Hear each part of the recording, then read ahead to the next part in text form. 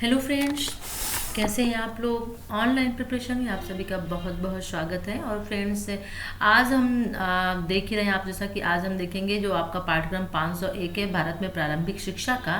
इसका ब्लॉक 1 जो है वो चल रहा है और ब्लॉक 1 यानी खंड 1 जो है, ब्लॉक 1 में आज हम देखेंगे शिक्षा एक मौलिक अधिकार। ठीक है, शिक्षा एक मौलिक अधिकार के अंतर्गत इकाई जो है 3 यूनिट जो है हम थर्ड आज देखेंगे। तो चलिए आइए फिर देख लेते हैं। तो जैसा आप देख रहे हैं कि इकाई 3 है शिक्षा में और एक मौलिक अधिकार है। तो इम्पोर्टेंट लेसन है आपका। और इसमें इम्पोर्टेंट क्या हो सकता है, देखिए भारतीय संविधान अनुच्छेद 45 जो है ये आपका वेरी इंपॉर्टेंट है, क्योंकि शिक्षा के जितने भी अधिकार हैं आपके अनुच्छेद 45 में रखे गए हैं। ठीक है, फिर प्रारंभिक शिक्षा का सार्वत्रिकीकरण जो है ये भी एक आपका इम्पॉर्टेंट है। तो क्वेश्चंस देखिए ऐसे ही बनते हैं, जैसे क्वेश्चन से कुछ आएगा कि भारतीय संविधान का अनुच्छेद 45 समझाइए, आप क्या समझते हैं, क्या जानते हैं, या शिक्षा का अधिकार है किस संविधान अनुच्छेद के अंतर्गत आता है, तो अनुच्छेद 45 के अंतर्गत आता है। या क्वेश्चन एक बन सकता है कि प्रारंभिक शिक्षा के सार्वत्रिकीकरण के लक्ष्यों में प्राप्ति के असफलता के पीछे क्या कारण है उनको लिखिए। या भारतीय संविधान का जो 46वां संशोधन है उसके बारे में आप बताइए क्या जानते हैं। या शिक्षा का अधिकार अधिनियम जो 2009 आरटीआई एक्ट है ये भी इंपॉर्टेंट है, इसके बारे में आप क्या जानते हैं लिखिए। या बच्चे के कौन कौन से अधिकार होते हैं ये बताएं। अध्यापक की भूमिका में उत्तरदायी, देखिए क्वेश्चंस जो होते हैं आपके इन्हीं से तैयार किए जाते हैं। ठीक है ना, पाठचर्या के मूल्यांकन क्या क्या है ये आप बताइए। तो इसी तरह के क्वेश्चंस बनते हैं। तो चलिए आइए देख लेते हैं आगे। सबसे पहले हम देखते हैं आपका जो प्रारंभिक शिक्षा के सार्वत्रिकीकरण के उदाहरण तथा आवश्यकता देख लेते हैं। तो आप यहाँ से जैसा देख ही रहे हैं इसमें पूरा दिया हुआ है कहाँ पे क्या है, आप क्या पहले पढ़ चुके हैं, अब आपको क्या पढ़ना है। तो देखिए प्रारंभिक शिक्षा के सार्वत्रिकीकरण जिसको हम यूनिवर्सलाइजेशन ऑफ एलिमेंट्री एजुकेशन यानी यूईई भी कहते हैं, इस चीज़ का भी ध्यान रखिएगा, यूईई। ठीक है ना, यानी यूनिवर्सलाइजेशन ऑफ एलिमेंट्री एजुकेशन, प्रारंभिक शिक्षा का सार्वत्रिकीकरण। तो हो सकता है कि यूईई का फुल फॉर्म भी आपसे पूछ दे, तो इस चीज़ को भी, जो इसमें क्वेश्चंस कुछ ऐसे हैं तो उनके फुल फॉर्म जो है आप याद रखिएगा। ठीक है, तो चलिए आइए देख लेते हैं इसमें क्या क्या पढ़ना है, सब कुछ दिया हुआ है। तो सबसे पहले प्रारंभिक शिक्षा के सार्वत्रिकीकरण की अवधारणा तथा आवश्यकता देख लेते हैं, किसकी क्या जरूरत हुई। तो प्रारंभिक शिक्षा का सार्वत्रिकीकरण किसे कहते हैं सबसे पहले ये जान लेते हैं। ठीक है ना, तो इसको जानने से पहले मेन इंपॉर्टेंट थिंग्स देख लेते हैं। जैसे आप देख लेते हैं कि प्रारंभिक शिक्षा के अंतर्गत क्या आता है। तो प्रारंभिक शिक्षा के अंतर्गत 6 से 14 वर्ष तक के बच्चों की शिक्षा आती है। पहला क्वेश्चन आपका ये बनता है कि प्रारंभिक शिक्षा के अंतर्गत क्या आता है, प्रारंभिक शिक्षा से आप क्या समझते हैं। तो प्रारंभिक शिक्षा जो 6 से 14 वर्ष के बच्चों को शिक्षा दी जाती है वो प्रारंभिक शिक्षा कहलाती है। ठीक है, दूसरे शब्दों में आपका प्रथम कक्षा से 8वीं तक की जो शिक्षा होती है वो क्या होती है, प्रारंभिक होती है।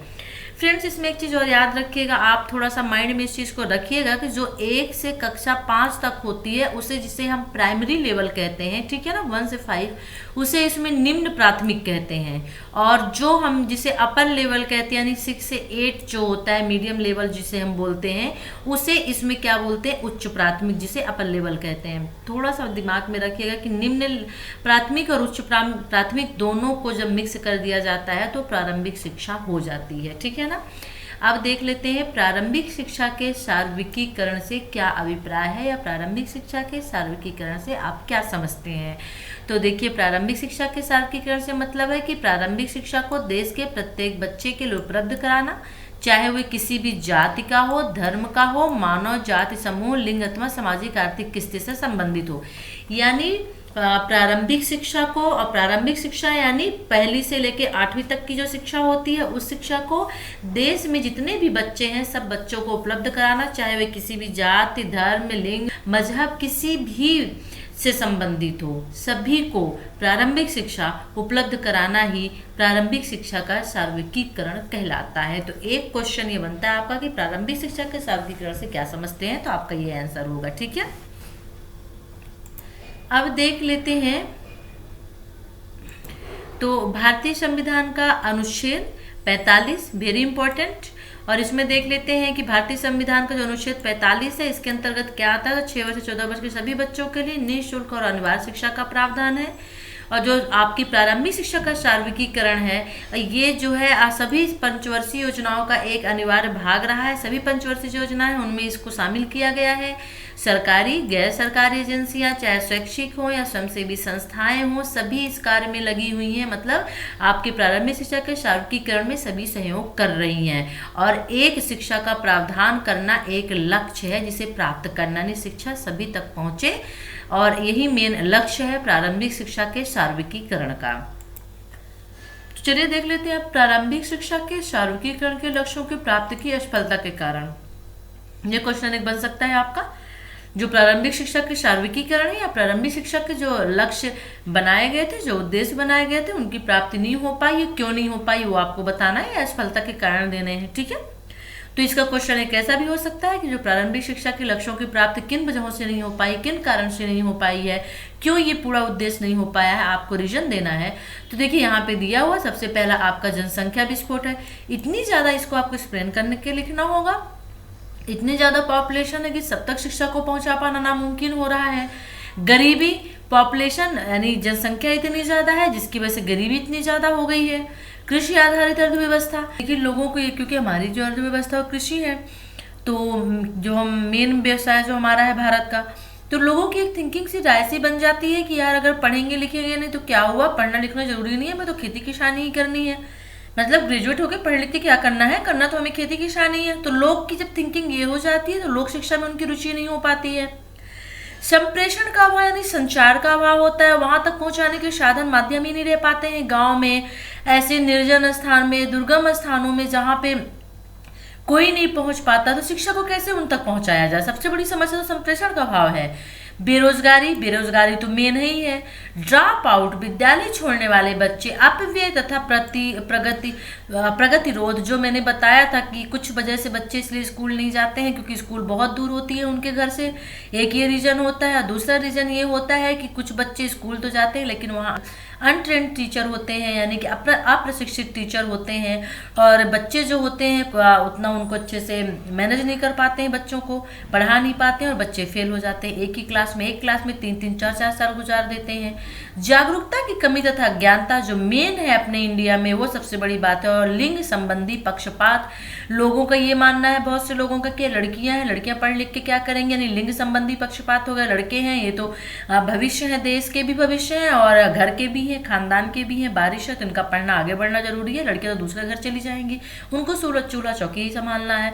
तो कुछ चीजें ऐसी हैं, इनमें से आप सब नहीं तो कम से कम आप जनसंख्या विस्फोट, गरीबी है, संप्रेषण का अभाव, बेरोजगारी, ड्रॉप आउट, जागरूकता संबंधी ज्ञान की कमी, अज्ञानता, लिंग संबंधी, ये तो कम से कम आप उठा ही लीजिए। अभी नीचे और भी है, देख लेते हैं।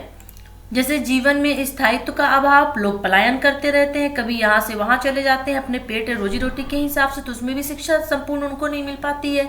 और युद्ध स्तर पर प्रयास का अभाव, यानी पलायन से ये भी होता है कि अगर कोई बॉम्बे का रहने वाला है और अपने यूपी में आएगा तो उसे मराठी आती है, यहाँ आके कैसे शिक्षा ग्रहण कर लेगा, उसके बच्चे तो मराठी ही सीखेंगे ना, तो थोड़ा इसका भी असर पड़ जाता है। तो युद्ध स्तर का प्रयास का भाव, तो युद्ध स्तर यानी कमर तेज कस लेना, ये चीज भी नहीं देखी गई।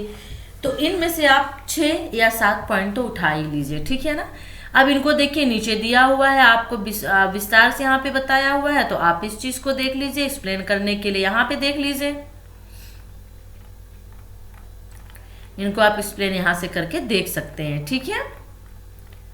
अब जैसे देखिए यहाँ पे ऑलरेडी क्वेश्चन दे दिया है, जो ये क्वेश्चन देगा, क्वेश्चन आपसे एग्जाम में इसी से पूछे जाएंगे। प्रारंभिक शिक्षा के सार्वत्रिकीकरण के लक्ष्यों की अप्राप्ति के लिए कम से कम 3 कारण बताइए। जस्ट अभी बता के आए हैं, जनसंख्या विस्फोट है, और आपका संप्रेषण में अभाव है, लिंग संबंधी भेदभाव है, बेरोजगारी है, अभी जस्ट बता के आए वही, उनमें से 3 बताया, कम से कम आप 6 तो कर ही लीजिए। एक ये क्वेश्चन में देख लीजिए, क्या आपने साक्षर और निरक्षरों की जीवन शैली में कोई अंतर देखे हैं, और निम्नलिखित विषयों पर अपने इनमें से किस प्रकार के अंतर देखे हैं आपने, ये आपको बताना है। तो इसको क्या करना है, जीवन के प्रति अभिवृत्ति जो है, सामाजिक परिपक्वता जो है, साक्षर और निरक्षर 2 व्यक्तियों में क्या अंतर हो सकता है, ज्ञान का स्तर अधिक और कम का होना, आर्थिक स्थिति, भाई जो व्यक्ति साक्षर होगा उसकी आर्थिक स्थिति जो है वो संपन्न होगा, धनी होगा, साक्षर व्यक्ति अच्छी होगी कम से कम निरक्षर वालों से ही। और बच्चों की शैक्षिक स्थिति, जो व्यक्ति साक्षर होगा, पढ़ा लिखा होगा, तो वो भी अपने बच्चे को पढ़ाएगा लिखाएगा, आगे बढ़ाएगा। और परिवार का आकार, जो व्यक्ति साक्षर होगा वो परिवार अपना बहुत छोटा रखना चाहेगा, जीवन स्तर उसका बहुत ऊंचा उठा हुआ होगा। चलिए अब देख लेते हैं मेन इंपॉर्टेंट क्वेश्चन। भारतीय संविधान का 86वां संशोधन जो आपका हुआ था उसको देख लेते हैं। और 2002 में भारतीय संसद ने संविधान के 86वां संशोधन पारित किया और जिसका ब्यौरा नीचे यानी 2002 में ये पारित किया गया था। ये भी याद रखिएगा, ऑब्जेक्टिव टाइप के क्वेश्चन में ये पूछ सकता है। ठीक है, संविधान संशोधन जो है अधिनियम 2002 के नाम से जाना जाएगा, लेकिन संशोधन की बात चलेगी तो वो 86वां संशोधन जाना जाएगा। ठीक है ना, संविधान संशोधन अधिनियम 2002 यानी 2002 में ये हुआ था, लेकिन किस संशोधन के अंतर्गत, तो वो आपका होगा 86वां संशोधन के अंतर्गत, 86वां संशोधन। ठीक है, तो इसमें देख लेते हैं लघु शीर्षक का प्रारंभ। तो देखिए वही है 2002 पुकारा जाएगा, क्योंकि जो संविधान संशोधन 2002 के अंतर्गत ये आएगा। मेन इसमें देख लेते हैं आपका जो है कि अनुच्छेद 21 क्या है। तो संविधान के अनुच्छेद 21 के पीछे निम्नलिखित अनुच्छेद शामिल किए गए, यानी संविधान जो अनुच्छेद 21 जो है उसमें आपका शिक्षा का अधिकार जो है शामिल है संविधान अनुच्छेद 21 में। यानी अनुच्छेद जो 21 है उसमें शिक्षा का अधिकार आपको शामिल किया गया, शिक्षा के अधिकार को शामिल किया गया है। तो अनुच्छेद 21A में शिक्षा का अधिकार है। और मेन क्या है, तो इसमें देखिए 6 से 14 वर्ष तक के जितने भी आयु के बच्चे हैं उनके लिए निःशुल्क और अनिवार्य शिक्षा प्रदान करना राज्य का ये कर्तव्य है और एक राज्य को ये मानना होगा।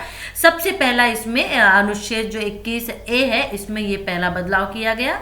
फिर देखिए दूसरा आपका आ रहा है अनुच्छेद 45 नए अनुच्छेद द्वारा प्रतिस्थापित। तो संविधान का जो अनुच्छेद 45 था उसको निम्नलिखित अनुच्छेद से प्रतिस्थापित कर दिया गया, यानी 6 वर्ष की आयु से नीचे के बच्चों के लिए पूर्व बाल्यकाल देखभाल और शिक्षा का प्रावधान इसका उत्तरदायित्व राज्य का होगा जब तक कि बच्चे 6 वर्ष के नहीं हो जाते। तो पहले जो आपका अनुच्छेद 45 था उसमें शिक्षा का अधिकार था 6 से 14 वर्ष के बच्चों के लिए था, लेकिन 2002 में जो संशोधन किया गया संविधान का संशोधन जो 2002 में हुआ तो उसमें भी जो अनुच्छेद 45 था उसमें भी परिवर्तन कर दिया गया और ये कर दिया गया कि जो 6 वर्ष की आयु के नीचे के बच्चे थे, अभी ऊपर के बच्चे की बात चल रही थी, अब नीचे के बच्चे यानी 6 वर्ष की आयु के कम के जो बच्चे हैं उनके लिए एक पूर्व बालकाल देखभाल और शिक्षा का प्रावधान कर दिया गया। ठीक है ना, और ये जो उत्तरदायित्व किसका होगा, सभी राज्य का होगा जब तक कि बच्चे 6 वर्ष के नहीं हो जाते हैं। यानी बहुत से ऐसे हॉस्टल, ऐसे आश्रम, ऐसे वो खोले जाएं संस्थाएं जहाँ पे जैसे माताएं होती हैं, लेडीज होती हैं, उनके छोटे बच्चे होते हैं, वो ऑफिस जाती हैं, काम करने जाती हैं, बच्चे को लेके नहीं जा सकते, तो उनकी देखभाल के लिए कुछ संस्थाएं, कुछ ऐसे आश्रम खोले जाएं जहाँ पे बच्चों को रख के काम पे जाएं और शाम को आके बच्चे को ले लें। तो ये होता है पूर्व बालकाल देखभाल और शिक्षा भी बच्चों को वहाँ पे मिले ताकि। तो ये आपका 45 अनुच्छेद में एक संशोधन किया गया था 2002 में। ठीक है ना, फिर अनुच्छेद 51A और अनुच्छेद 51A जो का संशोधन है तो भारतीय संविधान के अनुच्छेद 51A में धारा J के पश्चात निम्नलिखित धारा जोड़ दी जाएगी। यानी संविधान के 86वें संशोधन को जिसमें 2002 में अनुमोदित किया गया, जिसके अंतर्गत 6 से 14 वर्ष तक के आयु के सभी बच्चों के लिए निःशुल्क और अनिवार्य शिक्षा का प्रावधान है, अधिसूचित किया जा चुका है। लेकिन इसके अतिरिक्त निःशुल्क और अनिवार्य शिक्षा का अधिकार अधिनियम जिसे भारतीय संसद ने 2009 में पारित किया कि अधिसूचना भी जारी कर दी गई ताकि 86वें संशोधन को लागू किया जा सके। अब आप मेन ये चीज यहाँ पे याद रखिए जो हम आपको बता रहे हैं। ठीक है ना, अगर आपको संविधान संशोधन 2002 आता है या फिर आपका 86वां संविधान संशोधन यदि आता है तो आपको क्या लिखना है, तो ये लिखना है कि वर्ष 2002 में 86वें संशोधन अधिनियम के द्वारा अनुच्छेद 21A जोड़ा गया और इसके द्वारा प्राथमिक शिक्षा का अधिकार स्वतंत्रता के अधिकार का भाग बन गया। यानी जो प्राथमिक शिक्षा है, प्राथमिक बच्चों के लिए शिक्षा का अधिकार था वो उनकी स्वतंत्रता से जोड़ दिया गया, यानी ये अधिकार उनको दे दिया गया कि ये उनको मिलना ही मिलना है, और जिसके अनुसार राज्य के 6 से 14 वर्ष तक की आयु के सभी बच्चों के लिए निःशुल्क और अनिवार्य शिक्षा प्रदान करेगा। ये राज्य का उत्तरदायित्व है कि अपने राज्य में इस कानून को लागू करे और इसको मानने के लिए लोगों को बाध्य करे। अनुच्छेद 21 का संबंध जीवन की सुरक्षा तथा व्यक्तिगत स्वतंत्रता से है। अब देखिए, अभी तो आप प्राथमिक शिक्षा का अधिकार अनुच्छेद 21 में देख रहे हैं, पढ़ रहे हैं, 21 सही में दिया है। लेकिन यदि क्वेश्चन ये पूछता है कि अनुच्छेद 21 का संबंध किससे है, तो अनुच्छेद 21 का संबंध जीवन की सुरक्षा तथा व्यक्तिगत स्वतंत्रता से है, ठीक है ना। और अनुच्छेद 21 के बाद अनुच्छेद 21A जोड़ा गया। अब अनुच्छेद 21 तो है ही है, साथ में एक और जोड़ा गया जो अनुच्छेद 21A जिसका नाम दिया गया, आप ये वाला भी ए याद रख सकते हैं, ठीक है ना। तो ए जोड़ा गया और जिसमें ये कहा गया कि 6 वर्ष से 14 वर्ष तक की आयु के सभी बच्चों के लिए शिक्षा के अधिकार को मौलिक अधिकार की श्रेणी में सम्मिलित करना है। यानी अभी तक जो है, जो शिक्षा का अधिकार बच्चों को दिया जा रहा था 6 से 14 वर्ष के बच्चों के लिए अनुच्छेद 21 में, तो उसको अब 21A एक और बना दिया गया अनुच्छेद और उसमें डाल दिया गया और ये कहा गया कि जो 6 वर्ष से 14 वर्ष तक के बच्चों के लिए निःशुल्क शिक्षा का अधिकार मिलता था, उस शिक्षा के अधिकार को मौलिक अधिकार में डाल दिया जाए, जो हुआ 21A में। तो 21 अनुच्छेद 21 में सिर्फ 6 से 14 वर्ष के बच्चों के लिए अधिकार था, लेकिन 21A एक बना दिया गया और जिसमें इस अधिकार को, शिक्षा के अधिकार को मौलिक अधिकार की श्रेणी में सम्मिलित कर लिया गया, ठीक है। और मौलिक अधिकार कितने हैं आपको तो पता ही है। फिर एक और संविधान संशोधन किया गया जो अनुच्छेद 51A बनाया गया। तो देखिए, अनुच्छेद 51A में नागरिकों के लिए 10 मूल कर्तव्य को सम्मिलित किया गया। 10 मूल कर्तव्य आपको पता है, और इस संशोधन के माध्यम से जो 11वां मूल कर्तव्य जोड़ दिया गया। यानी अनुच्छेद 51 जो था वो भी पहले से था, ठीक है ना, उसमें क्या था, 10 मूल कर्तव्य थे। लेकिन अनुच्छेद 51A में 10 मूल कर्तव्य तो थे ही, लेकिन साथ में जब आपका ये 2002 या 46वां संशोधन आप कह लीजिए, इसमें एक 11वां मूल कर्तव्य भी जोड़ दिया गया अनुच्छेद 51A में। तो एक मेन इसमें परिवर्तन हो गया, ठीक है ना।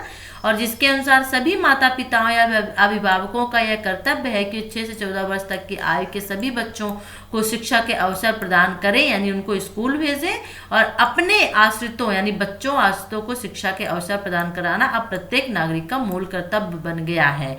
तो शॉर्ट में मैं आपको बता देती हूँ कि 2002 में जो 46वां संशोधन हुआ था, उसमें जो अनुच्छेद 21 था, तो 21 में पहला वाला जो मूल अधिकार 6 से 14 वर्ष के बच्चों को देना था वो तो था ही, लेकिन साथ में 21 के साथ में एक ए जोड़ दिया गया, यानी अनुच्छेद 21A बनाया गया, और जिसमें ये कहा गया कि 6 वर्ष से 14 वर्ष तक के आयु के सभी बच्चों को तो शिक्षा का अधिकार देना ही है, लेकिन साथ में इसको मौलिक अधिकार की श्रेणी में भी शामिल कर लिया गया। मौलिक अधिकार की श्रेणी में शामिल करना मेन था अनुच्छेद 21A का। इसी तरह से अनुच्छेद 51A पहले से था, जिसके 10 मूल कर्तव्य बताए गए थे, लेकिन इस संविधान संशोधन के अंतर्गत 11वां मूल कर्तव्य भी जोड़ दिया गया। वो 11वां मूल कर्तव्य क्या था वो जान लीजिए। वो था कि जो माता पिता या अभिभावक है, वो उनका कर्तव्य है कि वे 6 से 14 वर्ष तक के आयु के सभी बच्चों को शिक्षा के अवसर प्रदान करें, और अपने जो बच्चे हैं उनको शिक्षा का अवसर प्रदान कराना प्रत्येक नागरिक का मूल कर्तव्य है। तो आपके 2 मेन इंपॉर्टेंट चीज है, अनुच्छेद 21 और 21 के बाद 21A बना, और अनुच्छेद 51A जिसमें एक चीज और जोड़ दी गई, 10वें के बाद 11वां मूल कर्तव्य। ओके, चलिए अब देख लेते हैं शिक्षा का अधिकार अधिनियम 2009 RTE एक्ट 2009 जो है इम्पोर्टेंट, वो इसलिए है कि इसमें बच्चे भी शामिल हैं, आप भी यानी टीचर्स भी शामिल हैं। बहुत सारे प्रावधान इसमें किए गए हैं। चलिए देख लेते हैं कि 26 अगस्त 2009 को भारतीय संसद ने शिक्षा के संबंध में एक ऐतिहासिक अधिनियम पारित किया, जिसे शिक्षा का अधिकार अधिनियम 2009 कहा जाता है। तो कब पारित हुआ? 26 अगस्त 2009। याद रखिएगा डेट, क्योंकि ऑब्जेक्टिव टाइप क्वेश्चन में ये क्वेश्चन पूछ सकता है, ठीक है। लेकिन कुछ बातें जान लीजिए, जब ये पारित तो 26 अगस्त 2009 में ही हुआ, लेकिन 2009 में, लेकिन उसके पहले ही महाराष्ट्र यानी कोल्हापुर महाराष्ट्र में छत्रपति साहू जी महाराज ने 1902 में ही 6 वर्ष से 14 वर्ष की आयु के सभी बच्चों के लिए निःशुल्क और अनिवार्य शिक्षा संबंधी अधिनियम पहले ही तैयार कर लिया था और लागू भी कर दिया था।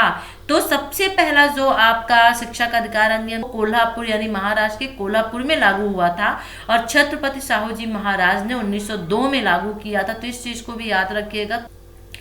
और सन 1918 में वल्लभ भाई पटेल ने सार्वत्रिकीकरण शिक्षा को एक अधिनियम बनाकर पारित करवा दिया, और उन्होंने जो निःशुल्क और अनिवार्य कर दिया शिक्षा को।